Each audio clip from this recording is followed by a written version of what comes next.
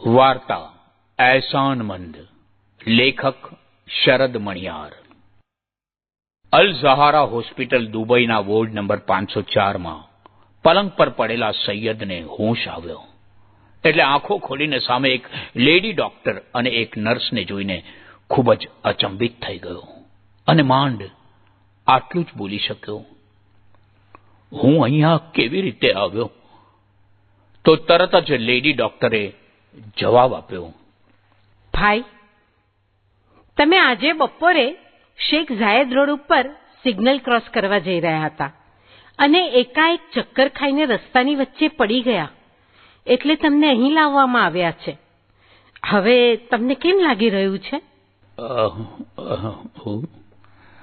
હું ઠીક છું. સૈયદથી માત્ર એટલું જ બોલાયું. સરસ. શું નામ છે તમારું અને દુબઈમાં ક્યાં રહો છો? ડોક્ટરે વધુ એક જરૂરી સવાલ કર્યો.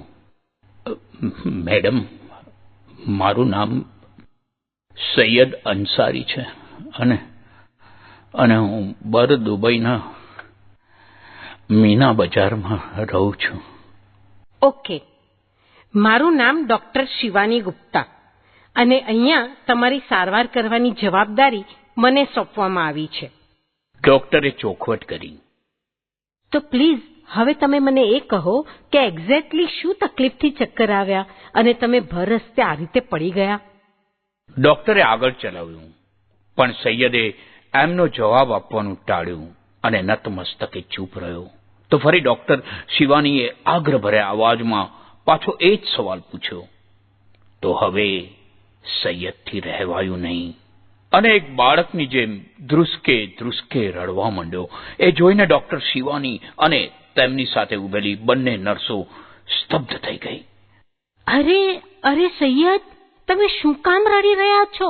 તમને શું પ્રોબ્લેમ છે? નર્સ અને ડોક્ટર શિવાનીએ પ્રેમાળ સ્વરે એના ખભે હાથ મૂકીને પૂછ્યું, મેડમ, છેલ્લા 15 દિવસથી મેં પેટ ભરીને ખાધું નથી. ફક્ત એક ટાઈમ સાથે 2 તંદૂર રોટી પાણી સાથે ખાઉં છું અને નોકરીની તલાશમાં અહીંયાથી ત્યાં પગપાળા ભટકું છું એટલે અશક્તિના કારણે મને ચક્કર આવી ગયા હશે. સૈયદના ખુલાસાએ ડોક્ટર શિવાનીને ઓર મૂંઝવી દીધા. અહીં દુબઈમાં ક્યારથી રહો છો તમે? ડોક્ટરે પૂછ્યું તો સૈયદે પોતાની સંપૂર્ણ આપવીતી જણાવી દીધી. મેડમ, હું ગાઝિયાબાદ યુપીથી આવું છું. મારા ફાધર એક પ્રાઇવેટ કંપનીમાં ડ્રાઈવર હતા પણ એક કાર એક્સિડન્ટમાં એમનું મૃત્યુ થયું એટલે મારી અમ્મી ચારે બીજાના ઘરોમાં કામ કરીને અમારું ઘર ચલાવ્યું. મને ભણાવ્યો અને મેં પણ ભણતા કાર ડ્રાઇવિંગ શીખીને પાર્ટ ટાઈમમાં મારા પપ્પાની જ કંપનીમાં ડ્રાઈવરનું કામ સ્વીકારી લીધું. પણ પછી મારા એક સગાએ મારી અમ્મી જાન પાસેથી 3 લાખ રૂપિયા પડાવી અને મને અહીં ધકેલી દીધો અને કહ્યું કે મારે મારી જાતે જ અહીંયા મારા યોગ્ય કોઈ જોબ શોધી લેવો. એટલે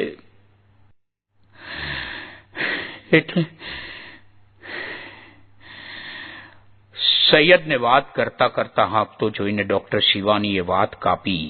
ઓહ, સમજી ગઈ. પહેલા તમે પેટ ભરીને જમી લ્યો, પછી આપણે એ વિશે વધુ વાત કરીએ.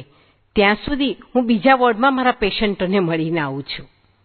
એટલું કહીને ડોક્ટર શિવાની ત્યાંથી જતા રહ્યા.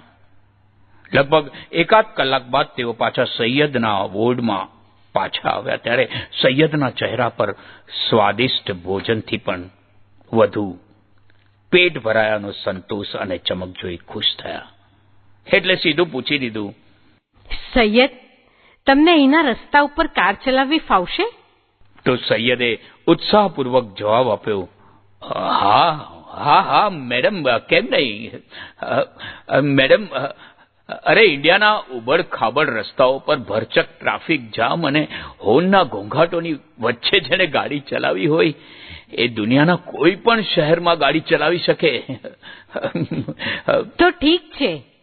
એમ કહીને એમણે પોતાના પર્સમાંથી પૈસા કાઢ્યા અને સૈયદના હાથમાં મૂકીને બોલ્યા, કાલે સવારે 9 વાગે મારા ઘરે આવી જજો. તમારી નોકરી અને રહેવાનું મારા ઘરે પાક્કું. તો ડોક્ટર શિવાનીનો પ્રસ્તાવ સાંભળી સૈયદ એકદમ ગળગળો થઈ ગયો. આંખોથી હરખના આંસુઓ ટપકવા માંડ્યા. એટલે બિસ્તર પરથી ઊભો થઈ હાથ જોડીને ફક્ત એટલું જ બોલી શક્યો, મેડમ, તમારો આ અહેસાન હું ક્યારેય નહીં ભૂલું, પણ સમય આવે તો એને ચૂકવવાની કોશિશ પણ જરૂર કરીશ. તો ડોક્ટર શિવાનીએ મધુર સ્મિત આપી એમ કહ્યું, અરે એમાં અહેસાન કેવો? જોગાનું જોગ મારો જૂનો ડ્રાઈવર છેલ્લા 1 મહિનાથી એના ગામે ગયો છે અને પાછા આવવાનું નામ જ નથી લઈ રહ્યો. એટલે તમે જો મારી ગાડી સંભાળી લો તો મને બહુ જ મોટી રાહત થાય અને હું મારા બહુ મોટા ઘરમાં એકલી જ રહું છું, તો મને ઘરના કામકાજમાં પણ તમારી મદદ મળી રહેશે. લગભગ 6 મહિના સુધી બધું રાબેતા મુજબ ચાલતું રહ્યું. સૈયદે ડોક્ટર શિવાનીની કાર ચલાવવાની ફરજ તો બખૂબી નિભાવી અને સાથે સાથે એમના ઘરના નાના મોટા કામોની જવાબદારી પણ બહુ જ સહજતાથી ઉપાડી લીધી. એના વાણી, વર્તન અને વ્યવહારથી તેઓ ખૂબ જ પ્રભાવિત હતા. એક મધરાતે સૈયદ બાથરૂમ જવા ઉઠ્યો. પોતાના રૂમથી લિવિંગ રૂમના બાથરૂમ સુધી જઈ રહ્યો હતો ત્યાં જ શિવાનીના રૂમમાંથી કોઈના વાત કરવાનો ધીમો અવાજ એના કાને પડ્યો. પહેલા તો એને કંઈ ભ્રમ થયો હોય એવું લાગ્યું, પણ પછી આ અવાજ થોડો વધુ તીવ્ર થયો તો સૈયદને ખાતરી થઈ ગઈ કે આ અવાજ તો શિવાનીના રૂમમાંથી જ આવે છે. એટલે થોડું આશ્ચર્ય તો થયું, કારણ કે છેલ્લા 6 મહિનાથી એ જાણે છે કે આ ઘરમાં એના અને શિવાની સિવાય અન્ય કોઈ રહેતું જ નથી. તો પછી આમ અડધી રાત્રે આમના રૂમમાં કોણ આવ્યું હશે? વધુ આશ્ચર્ય તો હવે એ વાતનું થયું કે ધીમો ગણગણાટ કોઈ પુરુષ સાથે વાતચીત નહોતો. એટલે વિચારમાં પડી ગયો. લાગ્યું કે મેડમ આ રીતે કોઈ પુરુષને શા માટે પોતાની રૂમમાં બોલાવે? પણ પછી એને એ વિચાર પણ આવ્યો કે હું તો એક મામૂલી નોકર છું, એટલે મારે મારી મેડમના અંગત જીવનમાં શા માટે માથું મારવું? અને એ રીતે મન મનાવીને એ પાછો પોતાના રૂમમાં જઈ રહ્યો હતો ત્યાં જ શિવાનીની ચીસ સાંભળીને એ સ્તબ્ધ થઈ ગયો. એને કંઈક અજુગતું બન્યું હોય એવું લાગ્યું. એ ઉચાટમાં દોડતો શિવાનીના રૂમ તરફ ધસી ગયો તો એણે જોયું કોઈ 2 અજાણ્યા પુરુષો ખૂબ જ આક્રોશ ભાવે એની રૂમમાંથી બહાર આવ્યા અને શિવાનીને ઉદ્દેશીને કહેવા લાગ્યા કે કાલનો છેલ્લો દિવસ છે, અમારું કામ પતાવવાનો, નહીતર તારી ખેર નથી. એટલું કહીને એ બંને વ્યક્તિઓ ઘરની બહાર નીકળી ગયા. પણ સમય સૂચકતા વાપરીને સૈયદ ઝડપભેર શિવાનીના રૂમમાં પ્રવેશ્યો તો એણે જોયું કે શિવાની પલંગ પર રડમસ ચહેરે બેસી ગઈ હતી. પણ તરત ઊભી થઈને એ બોલી ઉઠી, સૈયદ, શા માટે મારી રૂમમાં આવ્યા તમે? મેડમ, મને માફ કરજો, પણ આ બધું શું છે? કોણ હતા એ લોકો અને તમને શા માટે આ રીતે ધમકી આપીને ગયા? ચિંતિત સ્વરે સૈયદે પૂછ્યું તો શિવાનીએ ઠપકાના ભાવ સાથે કહ્યું, જો સૈયદ, એ મારો અંગત મામલો છે. તારે એમાં પડવાની જરૂર નથી. કેમ નથી મેડમ, કેમ નથી? હું તમારું નમક ખાઉં છું, તો એ નમકનું ઋણ અદા કરવું એ મારી ફરજ છે. તમે પ્લીઝ ડરો નહીં અને બેઝિઝક મને બધી વાતથી વાકેફ કરો.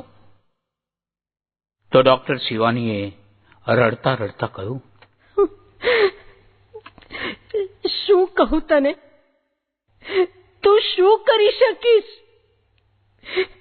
એ લોકો અહીંના રહેવાસી છે, બહુ વગદાર અને ખતરનાક લોકો છે. મારું તો ઠીક, તારું પણ જીવન એ લોકો દુષ્કર કરી નાખશે. પણ સૈયદ મક્કમ હતો. મેડમ, મારી ચિંતા તમે નહીં કરો, અને પ્લીઝ પ્લીઝ મને તમારી મદદ કરવા દો. પ્લીઝ કહો કહો મેડમ, આખરે યહ માજરા ક્યા હૈ? સૈયદના સ્વરમાં દ્રઢતા ભરેલી આત્મવિશ્વાસની લાગણી જાણીને ડોક્ટર શિવાની પણ થોડી હિંમત એકઠી કરીને ધીરે ધીરે કહેવા લાગ્યા, મારી હોસ્પિટલમાં ફાતેમા શેખ નામની એક આધેડ વયની પેશન્ટની હું સારવાર કરી રહી છું. એને ગયા અઠવાડિયે હાર્ટ એટેક આવ્યો હતો, પણ તરત ઈલાજ મળવાથી એ બચી ગઈ. પણ આ બે વ્યક્તિઓ જે એમના દીકરા છે, તેઓ નથી ઈચ્છતા કે એ બચી જાય, એટલે મારા ઉપર દબાણ કરી રહ્યા છે કે મારે એને ખોટી દવા આપી ને એવી રીતે સારવાર કરવી કે એ લેડી હોસ્પિટલમાં જ દમ તોડી દે. આ સાંભળીને સૈયદની બંને આંખો પહોળી થઈ ગઈ. સગા દીકરા એવું ઈચ્છે કે તેમની માં ગુજરી જાય? સગા દીકરા નથી, ઓરમાયા છે. ફાતેમા શેખના પતિની પહેલી બીબીના દીકરા છે, અને એમના વાલિદના ગુજરી ગયા પછી એમની બધી મિલકત હાલ ફાતેમાના નામે છે, અને એના પતિના વસિયત મુજબ ફાતેમાના જીવતા જીવ એ લોકોને આ મિલકતમાંથી કંઈ પણ ભાગ મળે એમ નથી. એટલે એ લોકો કોઈ પણ ભોગે બિચારીને મારી નાખવા તૈયાર થયા છે.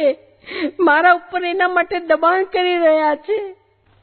પહેલા તો એ લોકોએ મને આ કામ માટે 10 લાખ દિરહામની લાલચ પણ આપી, પણ મેં એ સ્વીકારી નહીં. તો કેમ જાણે ક્યાંથી એ લોકોએ ઇન્ડિયામાં મારા મમ્મી પપ્પાની બહાર કાઢી લાવ્યા, અને હવે મને ધમકી આપે છે કે જો હું એમની વાત નહીં માનું તો એ લોકો મારા મા બાપની હત્યા કરાવી દેશે. તો હવે હું શું કરું એ જ નથી સમજાતું. પણ મેડમ, તો તમે પોલીસમાં ફરિયાદ કેમ નથી કરી દેતા? સૈયદે પૂછ્યું તો ડોક્ટર શિવાનીએ રડતા રડતા જવાબ આપ્યો, ફરિયાદ કેવી રીતે કરવી? એના વિરુદ્ધ કોઈ પુરાવા તો નથી મારી પાસે, અને હવે સમય પણ નથી. આજે સાંજ સુધી જો એમનું કામ હું નહીં કરું તો મારા મમ્મી પપ્પાનું શું થશે એની ચિંતા મને સતાવી રહી છે. તો સૈયદ પણ દિગ્મૂઢ બની ગયો અને એકદમ વિચારોમાં ખોવાઈ ગયો. પણ પછી તરત એને એક તુક્કો સૂજ્યો, મેડમ, એમના જ પાપની કહાની એમની જ જુબાની કરાવીએ તો કેવું? એટલે હું કઈ સમજી નહીં. શિવાની મૂંઝાયા તો હવે સૈયદે વધુ દ્રઢ સ્વરમાં જવાબ આપ્યો, મેડમ, હવે તમે નિરાંતે સૂઈ જાઓ. આપણે કાલે વહેલી સવારે જ પોલીસ સ્ટેશનમાં જઈને બાકીનું આયોજન ત્યાં જ કરશું. અને નક્કી કર્યા મુજબ તેઓ બંને નજીકના પોલીસ સ્ટેશને પહોંચે પહેલા ડોક્ટર શિવાનીએ સાવચેતી રૂપે અલ ઝહારા હોસ્પિટલના ડીન પાસે એ પોલીસ સ્ટેશન પર ફોન કરાવી દીધો હોવાથી વાત વધુ સરળ બની ગઈ. ડ્યુટી પર હાજર એ વરિષ્ઠ ઓફિસરે એમની બધી વાત સાંભળી અને હવે જરૂરી હતું એ બંને ભાઈઓ વિરુદ્ધ સબળ પુરાવા એકઠા કરવાનું. એટલે એમની સૂચના મુજબ શિવાનીએ પેલા ભાઈને ફોન લગાડ્યો અને ફોન સ્પીકર પર રાખ્યો. સામેથી મોટા ભાઈ વસીમનો અવાજ સંભળાયો, હેલો ડોક્ટર શિવાની, કેમ આ અચાનક આટલી વહેલી સવારે મને જગાડ્યો? હા ભાઈજાન, તમારા જ કામ માટે ફોન કર્યો છે. શિવાનીનો જવાબ સાંભળીને એને પ્રશ્ન કર્યો, તો શું તમે તૈયાર છો? હા, પણ શિવાનીની વાત વસીમે કાપી. પણ શું? વસીમભાઈ, તમારા કહેવા પ્રમાણે તમારા અમ્મીજાનને ઊંઘમાં જ પતાવી દેવા માટે તમે જે 10 લાખ દિરહામની ઓફર કરી છે તે ઓછા છે. શિવાનીએ જવાબ આપ્યો તો વાસીમ બોલ્યો, તો તમને હવે લાલચ લાગી છે એમ ને? ના ભાઈ ના, એવું કાંઈ નથી. શિવાનીએ ખુલાસો કર્યો. પણ આટલું ખતરનાક કામ કરવા માટે મારે પણ ખૂબ સાવચેતી રાખવી પડશે ને, અને 2 નર્સોને પણ વિશ્વાસમાં લેવી પડશે. એમને પણ 5-5 લાખ રૂપિયા આપવા પડશે ને? મંજૂર છે, પણ આ કામ આજે જ થઈ જવું જોઈએ. વસીમે વાત સ્વીકારી તો શિવાની બોલી, આજે મોડી રાત સુધી તમારા અમ્મીજાન જન્નત નસીબ થઈ જશે, અને એના માટે અમને એડવાન્સ પૈસા જોઈશે. હો જાયેગા, મળી જશે. વસીમનો ઉત્સાહ જોઈને ડોક્ટર શિવાનીએ હવે છેલ્લો વાર કર્યો. પણ હમણાં જ જોઈશે. તમે મારા ઘરે આપવા આવી શકશો? શિવાનીની વાતોની જાળમાં વસીમ ફસાઈ ચૂક્યો હતો. હું નહીં આવું, પણ મારો નાનો ભાઈ શાહિદ થોડી વારમાં તમારી ઘરે પહોંચી જશે. વાત પૂરી થઈ અને એનું રેકોર્ડિંગ પણ થઈ ગયું એટલે પોલીસની એક ટીમ ડોક્ટર શિવાનીના ઘરે પહોંચી અને છુપા કેમેરા લઈને એના ઘરના પડદા પાછળ છુપાઈ ગઈ.